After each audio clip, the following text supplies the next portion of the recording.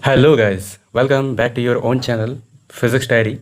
Today's our topic is distance of inferior and superior planets from Earth and Sun. Okay, then what are inferior planets? Those planets which are closer to the Sun, or we can say those planets whose orbit is inside the orbit of अर्थ। तो वे कौन से planet होंगे? Mercury, Venus, जो अर्थ के करीब होते हैं, और उनके जो ऑर्बिट होते हैं वो पृथ्वी के ऑर्बिट के अंदर होते हैं।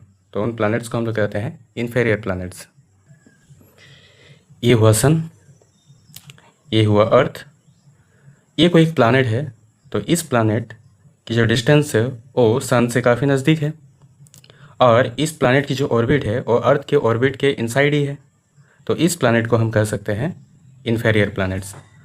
उसी के विपरीत, उसी के अपोजिट, जिन प्लैनेट्स की ऑर्बिट अर्थ के ऑर्बिट के बाहर होती है, कोई एक प्लैनेट है सपोज़ कि वो इस तरह से रिवॉल्व कर रहा है, तो इसकी जो ऑर्बिट है अर्थ के ऑर्बिट के आउटसाइड है, तो इस प्लैनेट को हम लोग कहेंगे सुपीरियर प्लैनेट्स। और we may define those planets which are farther from sun than earth, those planets are known as superior planets. वे प्लैनेट जो सन से दूर होते हैं पृथ्वी की अपेक्षा, पृथ्वी से जो उसकी दूरी होती है नज़दीक होती है, और सन से जो उसकी दूरी होती है ज़्यादा होती है, तो उन प्लैनेट्स को हम लोग कहते हैं सुपीरियर प्लैनेट्स। तो उनके डिस्टेंस हम लोग किस तरह से फाइंड आउट कर सकते हैं? इसमें कुछ कंसिडरेशन है। वो कंसिडरेशन क्या है कि हम जानते हैं कि सन के अराउंड जो प्लैनेट्स रिवॉल्व करती है उसकी ऑर्बिट सर्कुलर नहीं होती है बल्कि इलिप्टिकल होती है। लेकिन हम यहाँ पर एज्यूम करके चलेंगे, कंसिडर करेंगे कि वो सर्कुलर है। ये पहला अजम्पशन। दूसरा ये है कि हमें एक खास पोजीशन, एक खास स्टेट, प्लैनेट का एक खास पोजीशन, एक बोल सकते हैं यहाँ पर खास एक स्टेट में जब वो रहेगी तब हम उसके डिस्टेंस को एस्टिमेट कर सकते हैं, निकाल सकते हैं, कैलकुलेट कर सकते हैं। तो वो डिस्टेंस क्या है, माने वो स्टेट क्या है? ना देखिए, अर्थ, प्लैनेट और सन इस तरह के स्टेट में रहेंगे कि अगर हम लोग एक ट्रायंगल एज्यूम करेंगे, इमेजिन करेंगे, तो वो एक राइट एंगल ट्रायंगल होगा। यानी ये जो एंगल होगा ये होगा 90 डिग्री। ऑलराइट, तो ये रहा हमारा अर्थ, ये कोई एक प्लैनेट हुआ, सपोज दैट इज़ वेनस और Mars, okay, and that is sun. The distance between the planet and the sun is named as RPS. The distance between sun and earth is named as RES, and the planet distance between planet and the earth is named as REP. Okay, here we will find REP and RPS, these two distance. Okay, तो epsilon यहाँ एक angle है, naming है, आप theta भी ले सकते हैं। एप्सिलॉन एक एंगल दिया गया है, that is angle at earth known as elongation of the planet. तो इसे हम लोग कहते हैं इलोंगेशन, दिस एंगल, इस एंगल को हम लोग इलोंगेशन कहते हैं। Okay, elongation of the planet. Then SPE, चूँकि राइट एंगल ट्राइंगल है तो ये जो एंगल है ये 90 डिग्री होगा। ओके, तो अगर हमें डिस्टेंस RPS पता करनी है या EP पता करनी है तो हम उस तरह का ट्रिगोनमेट्रिक रेशियो लेके चलते हैं। अगर हम साइन ट्रिगोनमेट्रिक रेशियो लेके चलें तो साइन इज इक्वल टू, हम जानते हैं sine theta is equal to P/H जो हम पढ़े हैं।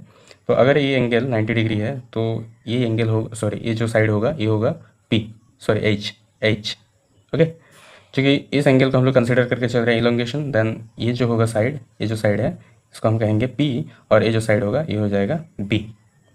Alright, then sin epsilon is equal to RPS upon RES, P/H। Okay, RPS upon RES।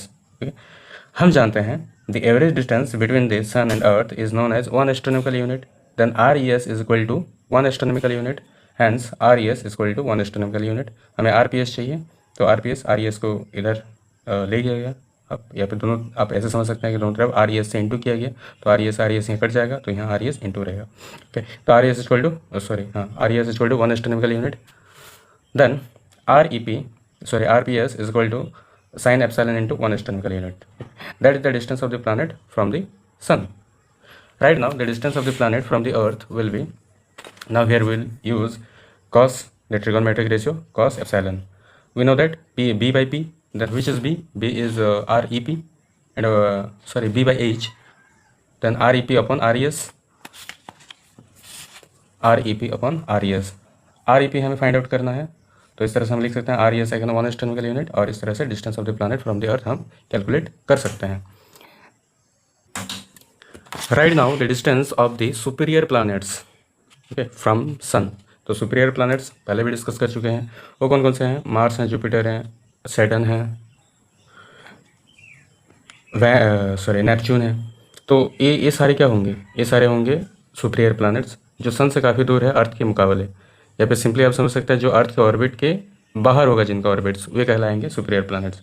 इससे पहले शायद मैं थोड़ा एग्जांपल में गलत बोल दिया, इन्फेरियर का मार्स बोल दिया था एक्चुअली। तो वहाँ मरकरी और होगा वेनस, मरकरी और वेनस दो इन्फेरियर प्लैनेट्स हैं। Alright, how can we find the distance of the superior planets from the sun? तो इसके लिए हम यूज़ करेंगे केपलर का थर्ड लॉ। केपलर का लॉ अभी तक आप नहीं पढ़े हैं, लेकिन केपलर का जो तीसरा नियम है वो क्या कहता है, इसके लिए आपको पहले समझना पड़ेगा कि सेमी मेजर एक्सिस किसे कहते हैं। तो कोई प्लानट है, सपोज कि कोई सुपीरियर प्लानट है और इस सन के चारों ओर जो रिवॉल्व कर रहा है, तो ये इलिप्टिकल पथ पे, ना कि और सर्कुलर पथ पे ऑर्बिट करता है, ये इलिप्टिकल पथ पे ऑर्बिट कर रहा है। ओके, तो इलिप्स के दो फोकाई होते हैं, दो फोकस होते हैं जिनको फोकाई कहते हैं हम लोग। तो एक फोकस यहाँ हुआ, एक फोकस यहाँ हुआ, तो सन दोनों में से कोई भी एक फोकस पे सिचुएटेड हो सकता है, रह सकता है। तो जैसे सर्कल में क्या होता है कि सर्कल में होता है रेडियस जो कि इक्वल होता है, या फिर जो बोल सकते हैं डायमीटर, डायमीटर इधर जितना डिस्टेंस होगा इधर भी उतना डिस्टेंस होगा। इलिप्स में ऐसे नहीं होता है। इलिप्स में इसको हम लोग बोलते हैं माइनर एक्सिस, इसको हम लोग बोलते हैं मेजर एक्सिस। ओके, तो यहाँ से यहाँ तक डिस्टेंस, जो यहाँ से यहाँ तक डिस्टेंस था जिसको हम लोग रेडियस बोलते थे, यहाँ पर हम लोग बोलेंगे सेमी मेजर एक्सिस, और यहाँ से यहाँ तक का डिस्टेंस को हम लोग बोलेंगे सेमी माइनर एक्सिस। ओके, तो semi major axis here it is represented by R, capital R. Okay, तो सेमी मेजर एक्सिस हुआ। तो केपलर का थर्ड लॉ क्या कहता है? केपलर का थर्ड लॉ ये कहता है कि जो टाइम पीरियड का स्क्वायर होता है वो सेमी मेजर एक्सिस के क्यूब के डायरेक्टली प्रोपोर्शनल होता है। इसका मतलब ये हुआ कि उस प्लैनेट का टाइम पीरियड ज़्यादा होगा जिसका सेमी मेजर एक्सिस ज़्यादा होगा, यानी जो प्लैनेट्स सन से दूर में रिवॉल्व करेंगे उसके टाइम पीरियड ज़्यादा होंगे। ओके, यानी हम बोले कि जुपिटर का टाइम पीरियड ज़्यादा है या अर्थ का, यानी पृथ्वी के चक्कर लगाने में किसको ज़्यादा समय लगता है? ऑब्वियसली जुपिटर को, क्योंकि उसका सेमी मेजर एक्सिस ज़्यादा है। ओके, तो हम यहाँ पर दो प्लैनेट कंसिडर किए हैं, सपोज, और एक प्लैनेट यहाँ हो गया, ये एक प्लैनेट हो गया। ओके, तो इसके टाइम पीरियड मैं मान के चलता हूँ T2 है, इसका टाइम पीरियड मैं मान के चलता हूँ T1 है। इसकी जो सेमी मेजर एक्सिस है मैं मान के चलता हूँ R1 है, और इसकी जो सेमी मेजर एक्सिस है मैं मान के चलता हूँ R2 है। देन हम लोग लिख सकते हैं पहले वाले जो प्लैनेट के लिए T1 का square is directly proportional to R1 का cube. Okay, and second planet के लिए हम लिख सकते हैं T2 का square is directly proportional to R2 का क्यूब। ओके, नाउ अगर हम दोनों को डिवाइड करें, इसमें जो कांस्टेंट आने वाला है वो तो कैंसिल हो जाएगा। सपोज यहाँ पर कोई कांस्टेंट आए के, यहाँ पे कोई कांस्टेंट आए के कैंसिल हो गया। तो T1 का स्क्वायर अपॉन T2 का स्क्वायर इक्वल टू R1 का क्यूब अपॉन R2 का क्यूब। अगर हम इस स्क्वायर को, चूँकि दोनों में है तो हम इसको ब्रैकेट करके कॉमन करके लिख सकते हैं स्क्वायर। ओके, और सर हमको इसको नहीं चेंज करना, हमें इसको चेंज करना है क्योंकि हमें डिस्टेंस पता करना है। तो हम यहाँ R1 और R2 जो है इन दोनों में क्यूब है, तो हम ऐसे ब्रैकेट लगा करके होल का क्यूब कर सकते हैं। अब क्यूब को अगर हम लोग इधर शिफ्ट करें तो हो जाएगा क्यूब रूट, यानी 1/3। तो हम इसको इस तरह से भी लिख सकते हैं R1 upon R2 is equal to cube root of T1 upon T2 का स्क्वायर। तो इस तरह से 2/3 भी लिख सकते हैं हम लोग। अभी अगर हमें इन दोनों में से किसी का भी डिस्टेंस निकालना है तो पहले हमें एक प्लैनेट का डिस्टेंस पता रहना चाहिए। अब बात है कि अगर दोनों ही सुपीरियर प्लैनेट्स होंगे तो दोनों के डिस्टेंस हमें नहीं पता होगा, नहीं। इसके लिए हम क्या करेंगे, हम एक इन्फेरियर प्लैनेट लेके चलेंगे। तो एक इन्फेरियर प्लैनेट का डिस्टेंस हमें पता होगा, तो सपोज़ कि यहाँ वाले प्लैनेट हम लेके चलेंगे, ठीक है। कोई एक प्लैनेट जो अर्थ के ऑर्बिट के, जिसका ऑर्बिट अर्थ के ऑर्बिट के इनसाइड में होगा, तो उसका हम लोग डिस्टेंस पता होगा, उसका टाइम पीरियड पता होगा कि सपोज़ वो कोई एक प्लैनेट है, मान लेते हैं कि वो R1 ही है, अकेला है, तो हम इसका डिस्टेंस कितना होगा सन से, या फिर उसका टाइम पीरियड, टाइम पीरियड तो हमें पता होना चाहिए, उसका भी टाइम पीरियड हमें पता होना चाहिए। तो दोनों का टाइम पीरियड पता होना चाहिए, एक का हमें डिस्टेंस पता होना चाहिए, तो हम दूसरे का डिस्टेंस को फाइंड आउट कर सकते हैं इस फॉर्मूले के जरिए। तो अगर हमें R1 को निकालना होगा तो R2 को इधर हम शिफ्ट करेंगे, अगर R2 को हमें निकालना होगा तो R1 को हम इधर शिफ्ट करेंगे, और 1/R2 होगा, इसको फ्लिप करेंगे तो इसको भी फ्लिप करेंगे। ओके, इस तरह से मैथमेटिक्स है भाई, तो इसको हम लोग इजीली कैलकुलेट कर सकते हैं। Now the laser method, what is laser method? Laser method होता क्या है? पहले तो समझिए लेज़र का फुल फॉर्म क्या है। Light amplification by stimulated emission of radiation. हाँ, ये बहुत भारी भरकम बातें हैं जो अभी आपको समझने में थोड़ी सी दिक्कत तो होगी ही, तो आप इसको हायर फिजिक्स से पढ़िएगा तो लेज़र के बारे में भी पढ़िएगा। तो लेज़र से हम जानते हैं कि एक लाइट निकलता है जिसको हम लोग लेज़र लाइट बोलते हैं। तो एक लाइट जो निकलता है लेज़र से, तो इसकी एक दो खासियत क्या है कि ये तो पैरेलल बीम होता है और ये बहुत ज़्यादा डाइवर्स नहीं होता है और काफ़ी दूर तक ये ट्रैवल कर सकता है, क्योंकि जो डाइवर्स होता है वो काफ़ी दूर तक ट्रैवल नहीं कर पाता। तो एक पैरेलल बीम होता है जो काफ़ी दूर तक ट्रैवल कर सकती है। ओके, तो लेज़र मेथड का इस्तेमाल करके हम लोग जैसे बहुत दूर में रखा कोई ऑब्जेक्ट हुआ या फिर जो हमारा सैटेलाइट वगैरह हुआ, इसका डिस्टेंस हम लोग पता कर सकते हैं। सपोज़ कि अर्थ के चारों ओर जो रिवॉल्व करने वाला हमारा नेचुरल सैटेलाइट है, दैट इज़ मून। तो उस मून का अगर डिस्टेंस हमें पता करना होगा तो हम कर सकते हैं। यहाँ से हम लोग लेज़र लाइट इमिट करवाएंगे और ये जा करके मून पे इंसिडेंट करेगा और इंसिडेंट करने के बाद वो रिफ्लेक्ट भी करेगा और यहाँ पर जो डिटेक्टर होगा वो डिटेक्टर उसे डिटेक्ट कर लेगा। ओके, तो आने जाने में जितना समय लगा वो अगर हमें पता होगा, that is suppose T. Okay, और आने में तब कितना समय लगा या फिर सिर्फ जाने में कितना समय लगा, तो इसका आधा होगा। ओके, तो हम आने या जाने दोनों में से कोई भी एक समय ले लेंगे, दैट इज़ t/2, यानी हम समय लेके चलेंगे t/2। हमें इस लेज़र लाइट का स्पीड पता है, that is c, which is equal to 3 × 10⁸ metre per second. Okay, now we can easily calculate the distance by this formula. V is equal to displacement or distance by t, means time. Okay, time, distance by time. Then distance is equal to v into time.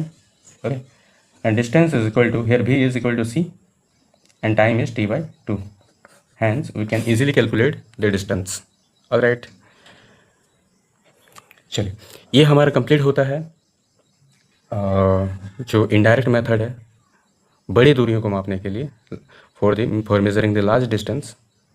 यह हम लोग complete करते हैं indirect method of measuring large distance किस तरह से मापा जाता है, इसको आज हम लोग यहाँ पर कंप्लीट कर रहे हैं। इसके बाद हम लोग पढ़ेंगे indirect method of measuring very very small distance. Okay, inter atomic space जो होता है उसका वो डिस्टेंस को कैसे पता किया जाता है। तो ये हमारा अगला लेक्चर रहेगा, काफ़ी इंटरेस्टिंग होने वाला है।